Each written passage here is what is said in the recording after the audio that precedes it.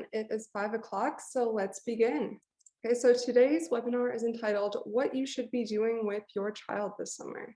And our speaker for today is Dr. Esther Wojcicki, who is our Dean of Harmony Plus.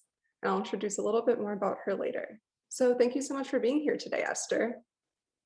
A pleasure. Thank you for inviting me. Okay, so we can move on to the next slide. I'll introduce a little bit about Harmony Plus. Okay, so I'm sure that many of the attendees already know quite a bit about Harmony Plus, but just in case you don't know, we are an official partner of many leading universities and institutions, from UC Berkeley to SRI, so that's part of Stanford, to San Jose State. We have an international learning ecosystem, and we are based in the heart of Silicon Valley in Mountain View, and our motto is Upgrade Education. So we do that through the application of a hybrid learning model. We like to leverage all of our resources, both online and offline, to give everyone the best education possible. So that's a little bit about us. And now I would like to introduce our speaker, Dr. Esther Wojcicki. So as you can see, Esther has a pretty amazing background. Okay, so for one, she's a best-selling author. She's the author of Moonshots in Education and How to Raise Successful People. She's the Dean of Harmony Plus, founder of the Palo Alto Media Arts Program. Okay, so she was a high school teacher for many, many years. She's also known as the godmother of Silicon Valley, and she's considered to be the greatest teacher in the US, in part due to her tremendously successful daughters, including Susan Wojcicki, who's the CEO of YouTube, Janet Wojcicki, who is a professor at UCSF, and also Ann Wojcicki, who is the co-founder and CEO of 23andMe. So pretty impressive family. And just a little bit about me, so you guys know who I am too. I'm your host today. I'm the Harmony Plus Chief of Staff. I also serve as a senior education consultant, helping students with college applications. I also manage our Future Leader Academy and EATIC, or Extracurricular Activity, Training and Internship Club. So I do a lot with helping students get into their dream universities. And a little bit about my background. I attended Stanford, so very close to Esther for many years there. And I do like your background there, Esther, that's Stanford. And then before that, I was at the University of Wisconsin-Madison. So that's a bit about me. But without further ado, I know everyone came here to listen to Esther, so let me go over the agenda now. So here is what we are going to be talking about today. First, Esther will tell you all about what you should be doing with your child this summer. First, we'll talk about some ideas from psychologists, then educators, and finally, ideas from EdTech. And then at the very end, I will introduce some of our Harmony Plus programs, so you guys have an idea of some other things that your children can do this summer. So without further ado, Esther, I'll turn the stage over to you. Thank you so much. So I'm going to talk to you about what you should be doing with your child this summer. And this seems to be the number one question that most parents have, especially after this pandemic has kept a lot of people indoors for a long period of time. So the question is, what should you be doing? So some of my ideas come from psychologists that I know, psychologists who are very well known here in the US. And so I just consolidated most of their thinking. And this is what I'm bringing to you this afternoon, or this evening, depending on where you're listening from. So this is number one. Psychologists recommend children be bored this summer. Sounds like a crazy thing, but let's talk about why. Why do psychologists think that children should be bored this summer? Well, number one, boredom gives children an inner quiet that helps with imagination and self-awareness. So when they have to think for themselves, when they're doing things by themselves, when they're coming up with their own ideas of what to do to entertain themselves, that helps them with imagination and with self-awareness. And if you just think back to your own childhood, there probably were times when you were bored. And those are times when you dreamed up all sorts of interesting things. Some things that your parents liked, and perhaps some things that your parents didn't like. So here's a quote from one of the most famous scientists on the planet, Albert Einstein, who says, "Imagination is more important than knowledge, For knowledge is limited to all we know now and understand, while imagination embraces the entire world, all there is, all there ever will be to know and understand. Imagination is really the key. So this is from the Wall Street Journal, also helping kids manage anxiety and ease back into summer activities. As kids start to get back in the world, as the pandemic recedes, some are anxious. Here are concrete ways to help them, and I'm going to go through some of these ways. So number one here is teach and model positive coping strategies. When children get stressed out or overwhelmed, teach them to use positive self-talk, says Erlinger Turner, an assistant professor of psychology at Pepperdine University. Instead of, this is difficult, I'm never going to get over this, tell yourself, things are difficult right now, but I'm going to be okay, and I am going to get over this, says Dr. Turner, who founded the organization of Therapy for Black Kids just in this past year. He also suggests having children identify things they're grateful for, expressing gratitude. It promotes positive well-being, reduces anxiety, and helps reduce symptoms of depression. And another thing that seemed kind of funny to do, but just have them do things that make them laugh. Honestly, when they laugh, they feel much better about the world. The second thing that we should do is prioritize social connections. For some children, more than a year of remote schooling and social isolation have caused friendships to wither, social skills to atrophy, but friendships are critical to children's development and emotional well-being, says Mary Abord, a psychologist in Chevy Chase, Maryland. It's really important to get them back with friends and developing that support system, Dr. Alvord said. Building strong connections will set them up for academic success in the fall, she says. If they're sad, depressed, and anxious, it's hard to have the brain space to really focus and to learn. Dr. Erent May is recommending that her patients, particularly those with social anxiety, attend camp, some kind of a camp or summer school that doesn't focus strictly on skills. So here's some ideas for you and for your kids to do this summer. Some ideas that really help kids de-stress and be happier. One thing is set up puppet shows. They learn a lot when they have to collaborate and set up puppet shows. And here is the website if you want to learn how to do this. It's ssww.com blog, and it tells you exactly how to have your kids do this. And it's inexpensive, doesn't cost much, because as you see, most of the puppets are made out of paper, and it can entertain kids for an entire day. Second, take a family bike ride. I mean, these things are really simple, but they make a huge difference to kids and a huge difference to them feeling good about the world. Then here's one: let the kids plan a family weekend outing. In other words, let them plan it and you implement it, but they are planning it and they use the computer to find the information out. How long does it take to go there? Where can you possibly stay? What are some of the places where you might want to eat? What do you want to do while you're there? All of these make a big difference. Singing, have them join a choir, have them be with friends. And if there is no choir, perhaps somebody in your community can help them set up something where they're singing and they can do a YouTube video singing. Sports, I can't emphasize enough the positive power of sports.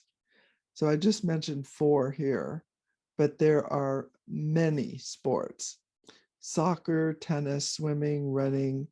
I mean, these are things you can't do during the school year. And so let's concentrate on things that you can do now in the summer that you cannot do in the school year. You can set up your own theater in somebody's garage and have them make their own costumes and script their own play.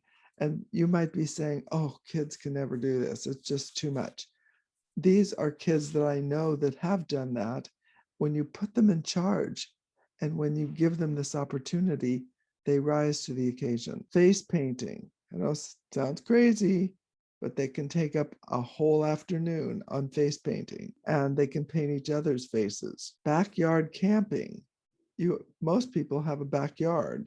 If you do, all you need is a tent, and then let them do the setup, let them camp there, let them plan it. They learn from doing things like that. So another thing is, it's great if they can go to the library, but sometimes it's not possible, and sometimes it's far away, and sometimes it's difficult. So let them shop online for books. They're really inexpensive books everywhere. And I would suggest a book a week. Small kids, you can read to them. Older kids, they can read to their siblings, or they can read themselves. So here's more suggestions. Play board games that require reading or vocabulary. It's a lot of board games that do that today. And Scrabble is one of the popular ones, but there's many. Spend time in the library and read with your child daily. Play games involving practical math.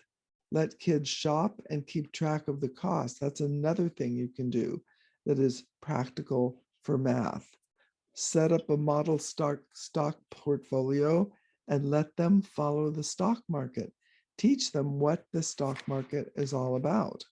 Let them do it. They don't have to actually invest the money. They can do a pretend stock portfolio, one that they just set up on their own. So look at this summer as an opportunity to do something special, something that kids could not do when school is in session. So here's some ideas from educators. Those are ideas from psychologists. So the Stanford study sheds light on how much learning young students have lost during the stages of the pandemic. And they found that reading fluency among second and third graders is roughly 30% behind what would be expected in a typical year. So I've turned that around to look at more than 70% of second and third graders are at grade level or above now. That means the probability that your child is at grade level or above is high. It's really high. So you want to have fun and have them feeling good about themselves. It's the best solution for kids. You know, when kids are upset, when they feel that they are losers, when they've lost out, very hard for them to learn. You don't want that to be their self-image. So the fact is, we don't want to call it a learning loss. This is from one of the biggest education publishers in the US, Houghton Mifflin, and they say, let's call it recover, reconnect, reimagine, but not learning loss. Why not? Because it makes the kids feel like they're not good. And this is from the Washington Post. Can we stop telling the Corona kids how little they are learning? Bad idea. Don't keep doing that. What if we imagine Corona kids had learned more than previous cohorts? What if we assumed they were more resilient, well-rounded, creative, and had even more potential than previous cohorts because of what they have lived through and lived without? What if we assumed that instead of behind, they were advanced in ways beyond measure? What would summer programming look like? What would it be? What would next fall be like? So mindset matters. What the kids think about themselves makes the biggest difference of all. So you don't want to say, I made a mistake. If you did make a mistake, you want to think mistakes help me learn. It's good enough. Then you can say, is this my best work? You want to have kids thinking positive thoughts. I can't do it. No, it should be, I'm on the right track It just takes a little bit more effort. Let me try another way instead of giving up. I'm just getting started instead of I'm not good at this. This may take some effort instead of this is too hard. And I improve with practice instead of I'm a natural. You want your children to realize that it takes a lot of effort to do something. And if they don't do it right the first time, no problem, just do it again. So this comes from Carol Dweck. Carol Dweck is at Stanford University. She wrote this book that is super popular, 1.8 million copies, called Mindset: How We Can Learn to Fulfill Our Potential. And it has had an impact on the schools, on business, on school, and on relationships. So another book, this happens to be my book, it's How to Raise Successful People, based on my experience as a teacher for 40 years and as the mother of 3 very successful daughters. The message in the book is this: it's trick. And this is an article, there's hundreds of articles now about this. This mom's trick method is how she raised 3 powerful working mothers. And the book, How to Raise Successful People, has been published in Chinese now in China 3 weeks ago. And I did a webinar for parents from Tall Education, and I'm going to be doing more webinars for parents in China, because I think that this can help all those kids be more creative, feel better about themselves, and be more entrepreneurial. So TRICK, my acronym in the book, stands for trust, respect, independence, collaboration, and kindness. You want to give your children as much trust as you can. You teach them to do something and then you trust them to do it. You respect their ideas, even if they're a little off base, give them some respect. It will go such a long way. When kids trust and respect themselves, they then stick to things and have grit, which is what we want all kids to have. Give them independence, more independence, or as much as possible. Collaborate with them instead of dictating. Say, well, what do you think? Can you give me some ideas of how we should do this? And always treat them with kindness. Kids never forget the kindness. So Oprah Winfrey, one of the most popular people in the United States, says, you don't become what you want, you become what you believe. And if you can believe in yourself and you can treat yourself with kindness and you believe that you can do it, that is the key to being successful. So ideas from EdTech. This is some EdTech companies. Number 1 here is Tract. Tract is a company that I helped start with my former students. And it is screen time that you can all feel good about. And you can try Tract free for the whole summer, the entire summer.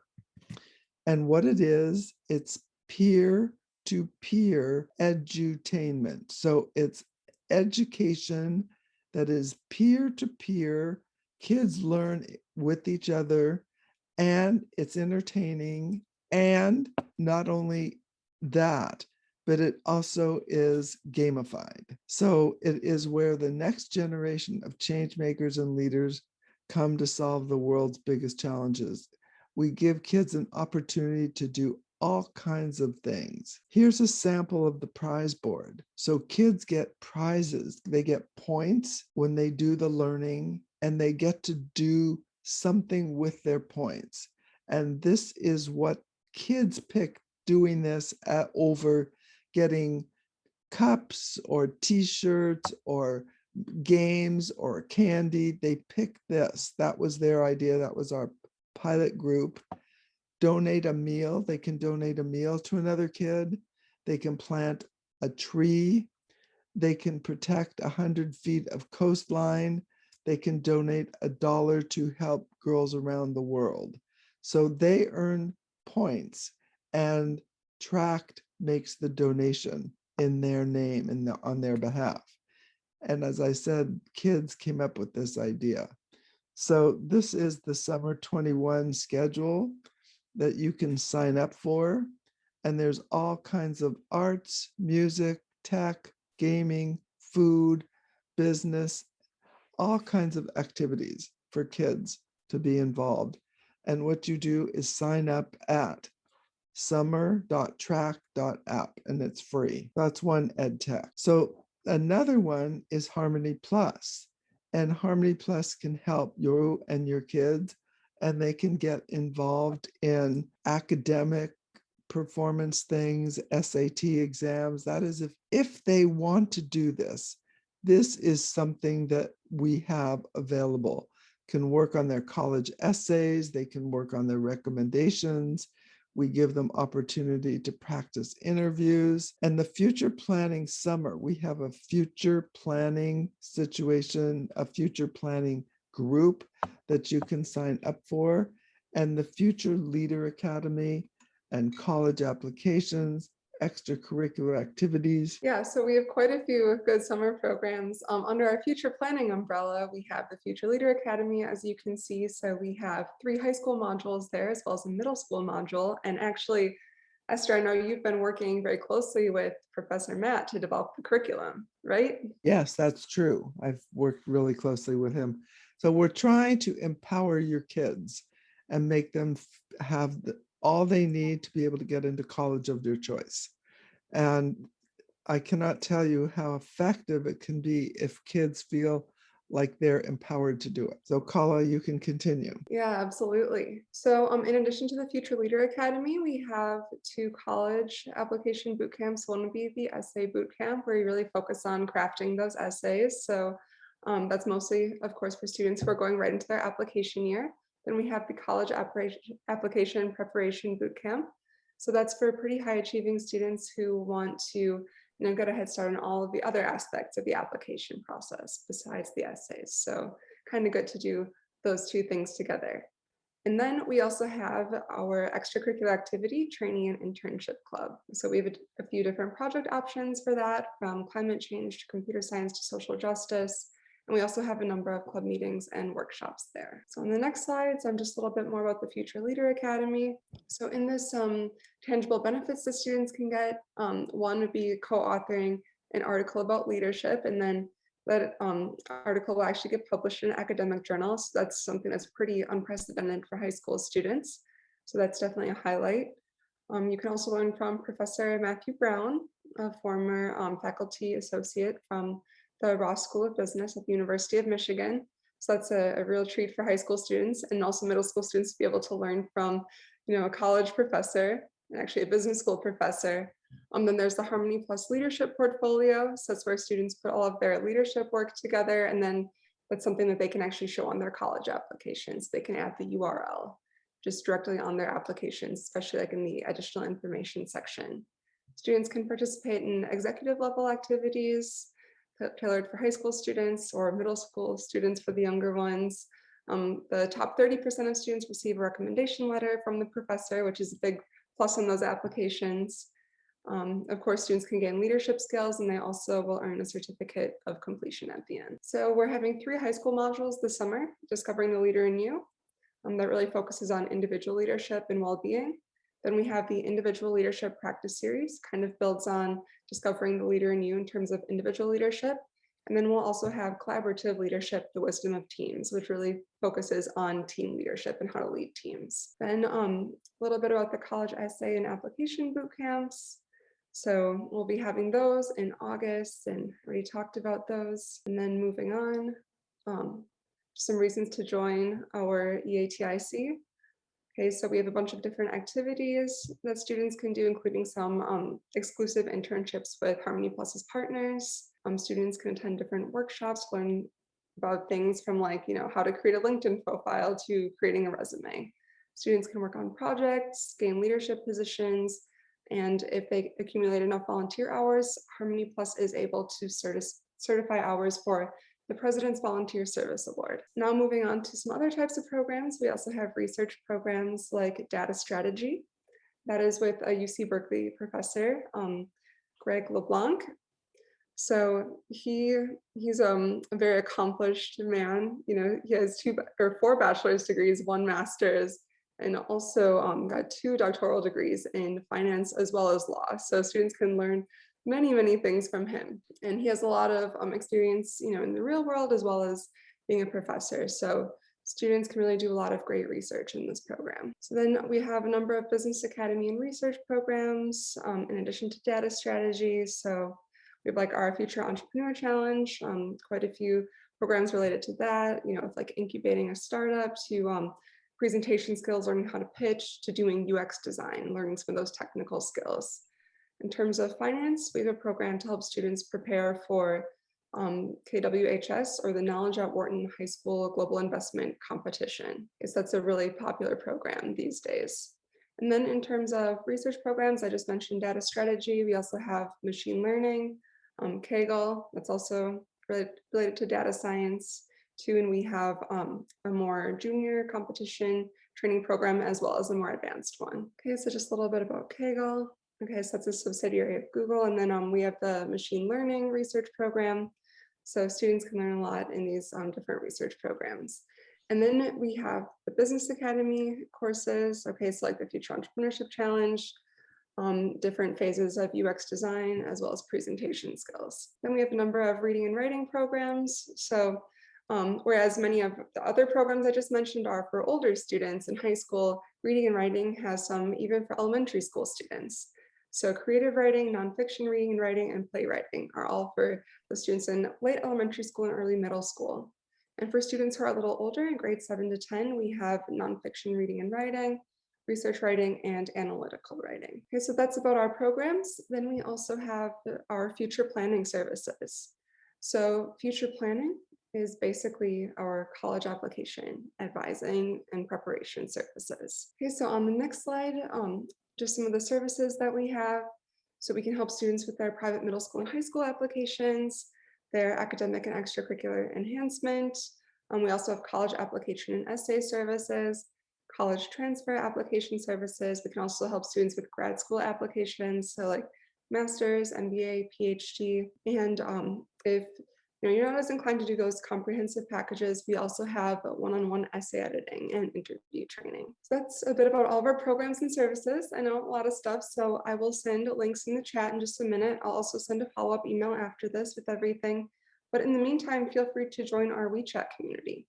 And actually in this WeChat community, that's where we let you guys know when we're having webinars. So if you enjoy coming to these webinars, definitely join this WeChat community. Okay, so that's most of the prepared presentation for today, but now I'd love to open it up to Q&A. So yeah, feel free to write in the Q&A section here on Zoom if you have any questions for Esther or any things about the programs for me. If you want to know some of those details, there are also quite a few prepared questions too that people sent ahead of time. So perhaps we can delve into some of those. Yeah, that would be great if we can do that. Sure. Esther, would you like me to share my screen, the Q&A Yeah, part? sure. Do you want me to stop sharing mine then? There we go. Here I am. Thank you, Kala. That was very helpful. Yeah. Oh, of course, my pleasure. Actually, Esther, I just realized, can you share your screen, but with the Q&A? Because I need to see the questions on my screen. Sure. Okay. I'll share my screen. Okay, wonderful. Okay, so our first question, Esther, and I'll let you share your screen first to the Q&A part. I don't see any of the questions though, do you? I have questions on a spreadsheet from when people signed up, so it Okay, doesn't look very beautiful, so I think we can maybe just stay on this slide. Does that sound good? yeah, sounds fine. I don't just want to show people a spreadsheet. Okay, so our first question here, can you share insights on how to regulate screen time? How to regulate screen time? Well, the number one thing that I use screen time for is a way for kids to learn how to self-manage. And so what you can do is put them in charge of managing their own screen time. Make sure they have a clock somewhere. All screens usually have a clock, but if necessary, just buy them one. And then tell them, kids actually really want to know. Tell them it is really bad for their eyes, bad for their health, bad for their psychological well-being to be on the screens too much. And so they should self-regulate every hour they should get up and do something different. It's 1 hour on, 1 hour off, or 15 minutes on, 15 minutes off, or whatever. So if kids want to be on for 2 hours straight, then they have to take off 2 hours in the afternoon or whatever. And I've tried this out with a lot of kids and they seem to like it. They like the self-regulation part of it. And then they can pick what they're going to do during their free time. So that works better than you forcing them to do exactly what you say. That's where the C in my trick philosophy comes in. Collaborate with them on coming up with the rules. Whatever rules that you think are going to work for your family, that's probably the most impactful, because it's just like kids, teenagers learning to control alcohol. You can't be there all the time. They go off into the world. How do they regulate themselves? They have to have built-in self-regulation. And that's what you're training them to do. And you're training them with a screen time. Okay. Next question. Yeah, thanks for those insights. It definitely makes a lot of sense. Good to put kids in that driver's seat and make sure that they're taking responsibility for their actions. Yeah, they need to be in the driver's seat. It's so important. Absolutely. Okay, and another person just asked, and I can probably answer this one. Do you have summer camps between now and July 10th? So yes, we do. I'm not sure if we have some programs that are only between now and July 10th, but we have quite a few that are starting between now and July 10th. So the vast majority of our reading and writing summer programs are starting very soon, towards the end of June or early July. And then also many of our business academy programs like the Future Entrepreneur Challenge and those related courses are all going to start very soon. So I'm sending those links in the group chat now, so definitely check those out. Okay, and then more questions for you, Esther. Okay. Okay, so one question, how to have fun this summer while learning? Well, all those activities that I suggested, embedded in those activities are learning. I mean, most parents aren't aware of it, but planning something and being able to actually implement something is a very important skill. And most kids are taken places instead of planning places that they want to go. And have them learn to do planning with their parents, and it'll carry on into their teenage years, and then they can plan activities with the family as opposed to just with their friends.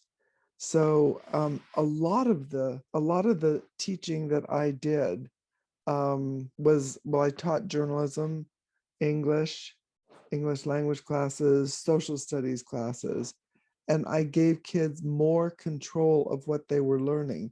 For example, I let them pick their own book to read in groups, and they picked whatever book they wanted to. They're in groups of 4, and then they each shared what they had learned in reading their book.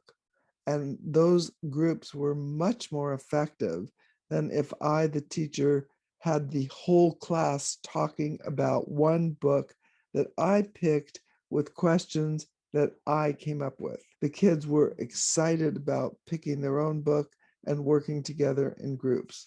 So, these are little things that make a huge difference.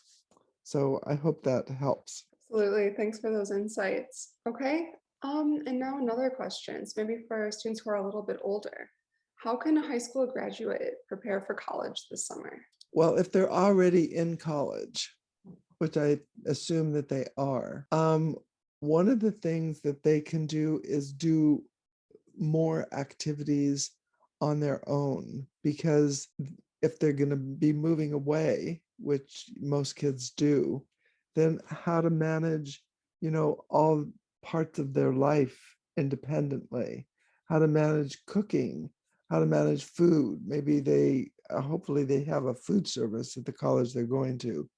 But I think the reason college and the freshman year tends to be such a dramatic change is because there's no one there making sure that they eat on time, that they make their bed, that they wash their own clothes. So make sure that they have all those skills. They can prepare for that. Make them do all their own laundry, clean their entire room, plan everything, keep track of their own money, make all the arrangements for social activity on their own. Have them plan a weekend with their friends and see how that works. So I think you want to give them as much trust as you can, as much independence. And that's what they should probably do in planning for their over the summer for their college year. Also, they should go online and look up wherever they're going to college. Look up like what's in town. They get all the information about the location of the school, what other majors there are. They can do a lot of research and learn a lot, and then they'll feel much more assured when they get to that time in their life. It's a really exciting time, but most kids, the stumbling block is being able to take care of themselves. So you can practice that. Sure. That's some very practical advice and very useful for the I'm students. very practical. So I sent my oldest daughter, Susan, she went by herself on the airplane with her suitcase to her college, and she had to set up her own bed, set up her own laundry schedule. She had to do it all. And, I believed in her that she could do it. And I can tell you she did it, of course, because now she's way out of college. She made it. She She made survived. it. Yeah, she And survived. thrived. Survived and thrived. I know, and thrived. I did that with all three of them, but it was the hardest with the first because she's like, Mom, all those other mothers, they came and they made the bed and they did this and they did that. And I was like, okay, well, let's see how well those kids do. I don't know. Yeah, sure. Okay. And a little bit related to screen time. So another question. What if, my kid is addicted to games this summer? What should I do? So the main reason kids are addicted to gaming, especially Roblox, is because Roblox is social and all the kids are missing their friends. So if you can provide something social for your child to do, they won't miss Roblox or the gaming as much. That's the main reason that they're so glued to that to the gaming is the social aspect of it. And if you look at other gaming, that's also social. And one of the main things kids missed in the pandemic was interacting with their friends. And it's different for us. We're adults. We can, we've been through a lot. But kids, they need their friends. So I would suggest that you have them plan activities with their friends outside of gaming. That should do it. Because I have some grandchildren that were also addicted to gaming. And so these techniques that I'm talking about already worked. I can tell you that they're tried. Sure, that's a really good point, giving children that social aspect, connecting them. Good. Okay. So what if teens just want to relax this summer? So how can we motivate those teens to do something meaningful? Well, remember in the first slides, I said this, they should just relax. Let them relax. I would let them relax for a couple of weeks. They're not going to relax that long. I can tell you, they're teens. Teens don't, the word teenager and the word relax doesn't really go together. They end up doing lots of other things. They'll relax for a day or they'll relax for 2 days or something, but they're not going to relax the whole summer. They're going to get tired and bored. They're going to want to meet their friends. And that's what you need to help them do, and help them do something that is productive with their friends. Like I said, take a bike ride or, be involved in a sport or plan a trip somewhere or learn how to cook, or there's so many other things that they can do. But relax, just lying in bed. If they're lying in bed all day, they are on their computer, on their phone, or on something else. Nope, they can't do that. Oh, that is not allowed. They can be on their phone you can just say the rules of the house. You don't see mom and dad lying in bed all day on their phone. So they're already teenagers. They have to get up and do something. And most of them want to anyway. They can't just lie there all the time. If they're in bed all day, I can promise you they're up all night. They have a lot of energy. Probably. Yeah, good points. Okay. And another question from a parent. So, it seems like this parent's child doesn't have any summer camps to attend this summer. So, what should they do in 10th grade, right after 10th grade? In 10th grade, and no summer camps. And where do they live? Is it they living in the US, in China? Probably, I guess, yeah, should be in the US. Yeah. To the US, and nothing No, involved. Well, nothing as of yet. So, what would you recommend for someone I would just recommend that they go online themselves and find something they want to do. And the answer cannot be nothing. It has to be the choice is you decide or I decide, but you're going to have to do something. Nothing is not an answer. So I would give them the opportunity to figure out what else they wanted to do. And they at this age in the 10th grade, I think you said, they have they've already got reading skills, internet skills, a lot of other things. They can learn how to make TikTok videos if they want, or learn how to use Adobe Creative Suite, or there's a lot of things that they could possibly do. They just have to pick it themselves, because as we all know, if mom or dad picks it, they don't want to do it. And so that's why I say, let them pick it themselves. And then the minute they pick it, they'll decide they want to do it. But you can't let them do nothing. You have to say that they have a choice, and those are the choices. They can pick what they want, but they have to get up out of bed. And the other thing you can do, if they don't want to do that, you can put them on housekeeping patrol. They have to go around and clean the whole house. So they've got to pick something. I think my daughters always eventually ended up doing something that was pretty interesting for the most part. Sure. So again, giving kids more ownership, it sounds like. Right. Okay, so got a few more questions, I think, because we were just talking about like 10th grade specifically. Now other people are like, well, what about, after 8th grade and after 9th grade? So maybe we can just kind of talk maybe if there are some differences between like what you do after 8th grade and 9th grade versus 10th grade and 11th grade. So what do you recommend kids do in the summer if they're entering 9th grade? Yeah. Well, entering 9th grade, again, I think it has to be some kind of an activity that involves a friend. If it doesn't involve a friend, it's not going to work. And it can involve multiple friends. And I mean, here in Palo Alto, I mean, kids can go take hikes. They have a very nice place. They can go down to the water area and see all the ducks and the other animals that are down there. They can walk around Stanford University. There's a lot of things to do in the neighborhood.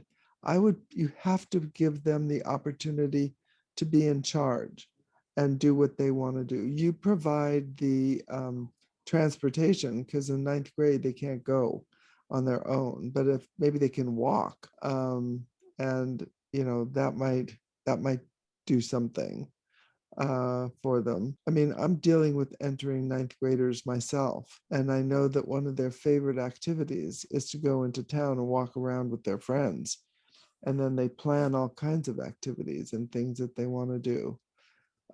So it would be great if I knew, the town exactly where they were located, because then it can be town specific. But they have to get out and do things with their friends. All these kids must have at least one friend. And if they don't, then I think you need to work on that. And I see there's another question about encouraging teens to read or write. Yeah. How can you encourage And yeah, I definitely encourage reading and writing. People say that kids don't learn a lot of reading when they read online, but they do. They still learn a lot. And if they're a reluctant reader, I would say that they probably had some kind of a negative feedback or negative experience reading early on, some kind of negative feedback from a teacher or from someone. And so that's what you're trying to do, is overcome that and have them read up on things they're interested in. For girls, it can be fashion, makeup, whatever. For boys, it can be whatever they are interested in, gaming, sports, you know, programming, whatever they want. So the key, what you have to do is capture their interest in a topic. And once you figure out what that is, or once the kid figures out what they're interested in, then they'll be really interested in reading. And I think because all kids are basically interested in something, they just don't sit there and not be interested in anything. It's just they had some kind of a negative earlier experience. And so that's what I would recommend. I see another question here about all summer programs online that my kid is tired of doing. Oh yeah, they have to be outside doing stuff with their friends. That's part of, like, bike rides or finding a map or doing something, going swimming. They should do during the summer what they cannot do in the fall. And there's a lot of stuff that they cannot do in the fall because of the weather and because of the fact that they're confined in school and so forth. And those are the things they should do in the summer, is those particular activities. And again, I have a situation where some of the kids are very interested in trampoline and they jump all day. I swear, it's crazy, but they're getting really strong. And so I would recommend that they do that. I see another one. What if my kid likes to do childish things? I'd let them do it. Let them play with water, let them play with Legos. Yes, I wouldn't stop them. And I wouldn't tell them it's childish. If they want to do that, I would let them do it. Well, it's not going to hurt anything. And it might make it fun. And they're not going to want to do that forever, I can promise you. So that's one of the things that is really important, is letting them be in control. Everyone wants to be in control, even though they don't say it, but they do. And there's a lot of political philosophy and a lot of, books on history showing that that's basically the thing that most kids want, most people want, be in control. So yes, I would just let him do some of those childish things. He'll outgrow it. He won't want to do it all the time, or she won't want to do it all the time. That's fine. Any other questions? No Yeah, more. we have a few more questions for when people registered for this webinar. So I think this one here is pretty good. So this parent said, my daughter has no interest in academic classes or sports or pretty much anything. So how can I motivate my kids to be curious and passionate for something? She must be interested in something. Whatever it is she's interested in is what you should concentrate on. All kids have some interest, and maybe they just don't know it themselves, or maybe you don't, maybe they've been discouraged in other areas. That their interest will come out once they are interested in just one thing. So as a teacher, I can tell you my goal with each one of my students was to figure out what was their interest. What could I use as a hook to get them interested in other things? And I spent a lot of time doing this, the first 6 weeks of class, trying to figure out what each of these kids liked. And you need to be able to do that with your children, and figure out what they like to do or what they don't like to do, and let them do it. I mean, now is the summertime. Let them explore. I'm telling you, this is not going to be forever that they won't have any interest. It's usually some of the interests they might have exhibited before were maybe not approved or created problems. So, who knows what they were interested in. But yeah, they're all interested. Also, you as a parent can set up a lot of different things and see whether they are interested in those things that you personally find interesting. So that's one thing you can do, give them kind of a smorgasbord of activities and see which one they pick. Okay. Any more On questions? advice. I think there's one more question that's pretty relevant to what we were just talking about. So one parent said their child isn't very social. They just, want to be on their computer all day, but then, encouraging them to go hang out with friends doesn't really work either because they don't want to be social. So how can parents encourage students to be a little more social and talk to others, want to spend time with people? Well, if that child was mine, I would arrange some fun activity somewhere with they get to pick a friend or two friends that they can go. And if they don't want to pick the friends, you pick it for them and then go. They will eventually become more social. In other words, they have to have more options, more ideas. And here in the Bay Area, we have things like Great America, or we have Legoland, or there's all kinds of things that you can take kids to. And if they'll go if they are going with a friend. I think that number one influencer in a child's life after the age of 12 is their friends. Sorry to tell you, parents, that you don't have the most influence anymore. And I found that out also, that the biggest influence really is their peer group. So you want to include somebody from their peer group that you personally are, know and can be involved with, and invite them to go somewhere fun, and they'll go. And one activity might make a big difference. Go to the beach, I'm here at Stanford University, go to San Francisco, go to a water park. We have water slides here. There's a lot of things that kids would like to do, I'm sure, if given that opportunity. So you just have to help set that up. That's something the parent has to help do if the child won't do it. More Sure. questions? Yeah. So parents need to take some initiative there too, but kind of a little bit behind the scenes, it seems like. Right. Okay, well, I think those are most of our questions. Just through, your presentation, our Q&A here, I think we answered the majority of questions. So thank you so much, Esther. Any last words? Well, thank you, parents. And I want you to be optimistic. Things will get better. I think they're already better in different parts of the world.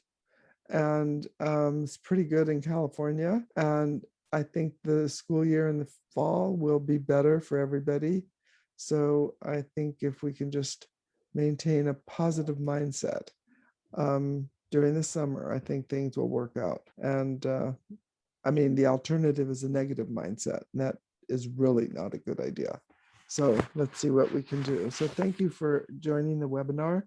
I'm really happy that everybody came, and I wish you all the best. And if you have any more questions or need more information, we have an email that is info@harmonyplus.org. And if you send a question to that, they will send it to me. So thank you again for spending your afternoon or evening with us. We really appreciate it. Thank you so much, everyone. Have a wonderful evening.